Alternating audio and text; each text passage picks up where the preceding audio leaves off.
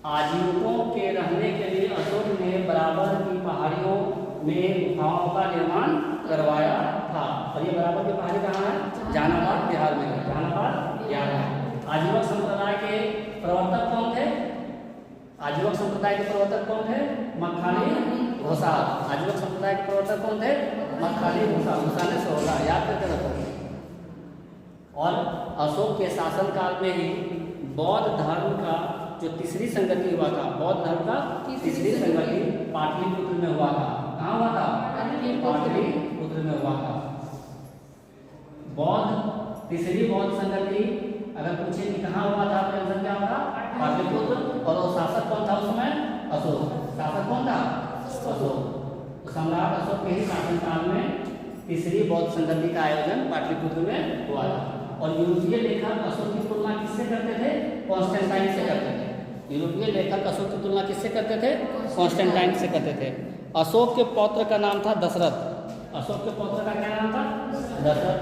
दशरथ भी अशोक की तरह ही काम किया। दशरथ भी अशोक की तरह ही काम किया, है ना। और देवनान प्रिय की उपाधि लिया। किस चीज का उपाधि लिया?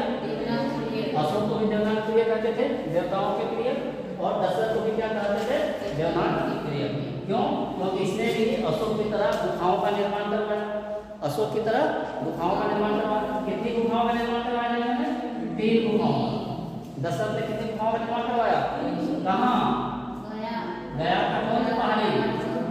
नागार्जुन पहाड़ी। और किसके लिए? आजीविकों के लिए।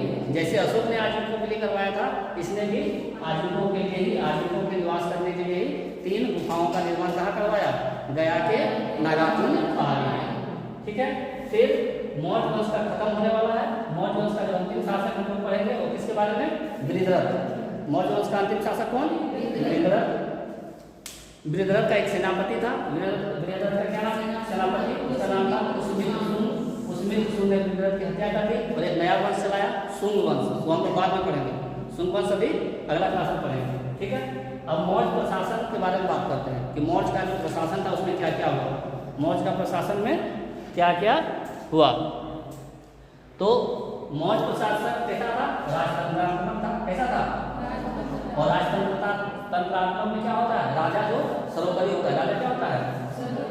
प्रजातंत्र में राजा प्रजा के द्वारा चुना जाता है और राजतंत्र में राजा का बेटा ही राजा होता है और वही हेड होता है। तो राजतंत्र था। तो मौर्य प्रशासन में जो शीर्षस्थ अधिकारी थे, जो सबसे टॉप अधिकारी थे, टॉप लेवल के ऑफिसर्स थे, उनको क्या कहा जाता था?